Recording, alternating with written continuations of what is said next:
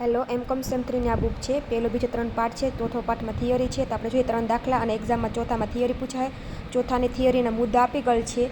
Main મુદ્દા હોય એ ચોથામાં 3 પાઠે, ચોથામાં A, B અને C 3 પાઠે એના ટૂંકમાં થિયરી આપી ગયેલ છે. અહીંયા તમે જોઈ શકો છો.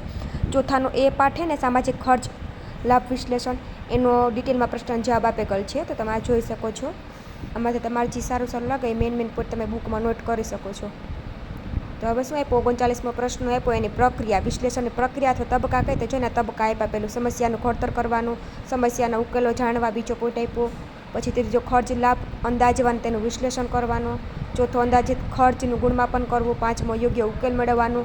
નવો પ્રશ્ન સ્ટાર્ટ થઈ ગયો છે. એમાં જોઈને પ્રક્રિયાની પદ્ધતિ આપી ગયેલ છે, એના મુદ્દા પણ આપી ગયેલ છે, તમે જોઈ શકો છો.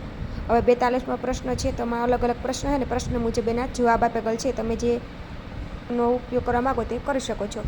ઘણા બધા એમપી પ્રશ્ન પણ છે, તમે જોઈ શકો છો. એની મર્યાદા છે, સામાજિક ખર્ચ લાભની મર્યાદા. હવે નવો પાઠ ચાલુ થયો 4B, સામાજિક જવાબદારીના હિસાબો. તો એમાં શું આવ્યું?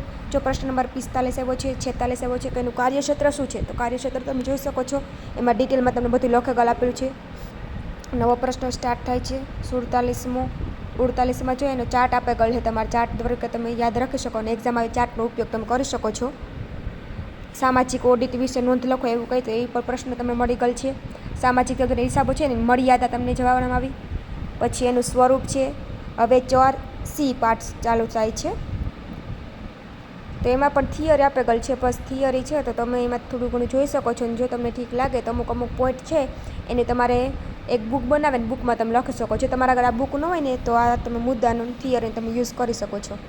ઘણા બધા પ્રશ્ન છે ને આઈએમપી છે, તો એ થોડુંક જોઈ લેજો. અને જો બીજું કંઈ જોતું હોય જો નવો 55મો પ્રશ્ન સ્ટાર્ટ થાય છે. અત્યારે ચાર્ટ આપી દીધો. ટૂંકમાં તમારે નાના પોઈન્ટ તમારે યાદ રાખવાનું, મોટું કંઈ ડિટેલમાં યાદ ન રાખવું પડે. તમને ખાલી પોઈન્ટ આવડે જાય એટલે અંદર તો પછી આપણે લખતા આવડતું જ હોય છે બધાને. તો આ બસ એ જ છે, બધી થિયરી છે. ને થિયરીને બધા તમને પ્રશ્ન મારા આગળ બુક નથી ને તો કોટિલી હતી, તો કોટિલીમાંથી આ વિડીયો બનાવવામાં આવે છે. તો કોટિલીમાં શું હોય કે પ્રશ્ન હોય ને પ્રશ્નના જવાબ હોય એ રીતના બધું આપે ગયેલું હોય. બુકના જે ન હોય કે આખી થિયરીને પછી પાછળથી પ્રશ્ન એવું નહીં, થોડુંક અલગ હોય કોટિલિયામાં. તો આ બસ આવું હતું. ને જે આમાં એક્ઝામમાં પૂછાયેલા પ્રશ્ન છે તમે જોઈ શકો છો.